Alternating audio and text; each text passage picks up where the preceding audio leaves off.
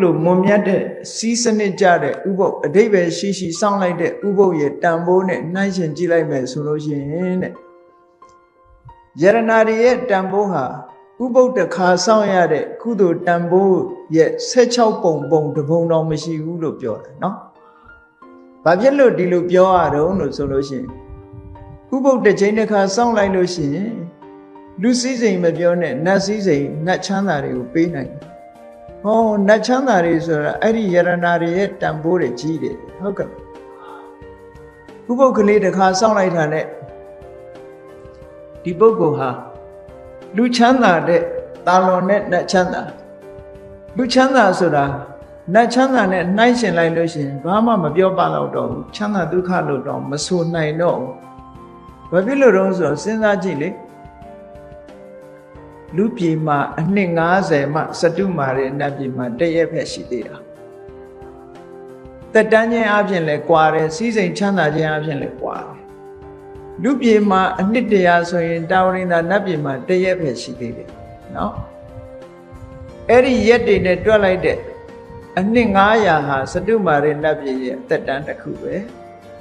အဲ့ဒီရက်တွေနဲ့တွက်တဲ့အနှစ်1000ဟာတာဝရိန္ဒာနတ်ပြည်ရဲ့အသက်ဆို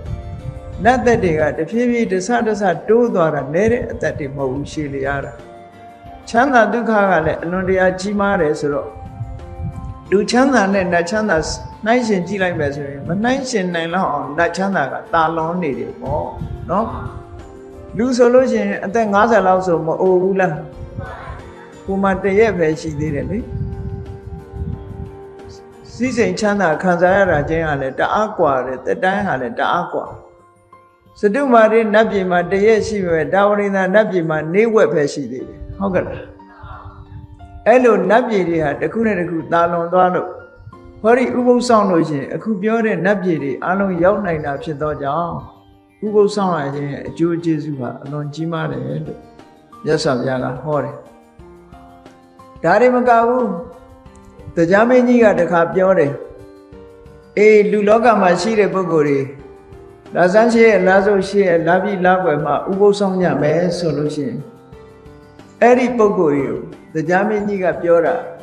သူလိုတရားဘဝရောက်ချင်လို့ရှိရင်တဲ့ဥပုသ်ဆောင်ကြပါလို့တရားမင်းကြီးကနတ်တပည့်အစည်းအဝေးတစ်ခုမှာမိန့်ခွန်းပြောတဲ့အဲ့လိုမိန့်ခွန်းပြောတာကိုမြတ်စွာဘုရားကဘာပြောတော့ဆိုတရားမင်းပြောတဲ့စကားဟာမပြည့်စုံဘူးတဲ့ဟုတ်ကဲ့သူပြောတာကငါလိုတရားဖြစ်ချင်လို့ရှိရင်ဥပုသ်ဆောင်လို့ဆိုသူပြောတဲ့စကားမပြည့်စုံဘူးတဲ့တကယ်ပြောရမှာကတော့ယဟန္တာပုဂ္ဂိုလ်ကငါလိုယဟန္တာဖြစ်ချင်ရင်ဥပုသ်ဆောင်လို့ပြောရမယ်ဒါကြောင့်မို့လို့ဥပုသ်ဆောင်တယ်ဆိုတာနဲတဲ့ကုသိုလ်မဟုတ်ဘူးတဲ့ယဟန္တာပုဂ္ဂိုလ်ကသာလေငါလိုယဟန္တာဖြစ်ချင်တဲ့ပုဂ္ဂိုလ်တွေဥပုသ်ဆောင်ကြပါဟောအဓိပ္ပာယ်ရှိလာတဲ့ဘုရားဘာသာတို့ရဲ့ကျင့်စဉ်တစ်ခုဟာပုံပြက်ပန်းပြက်မဖြစ်စေဘဲနဲ့အဓိပ္ပာယ်ရှိရှိဥပုသ်ကိုစောင့်သုံးနိုင်ဖို့အမှန်တမ်းမှအရေးကြီးပါတယ်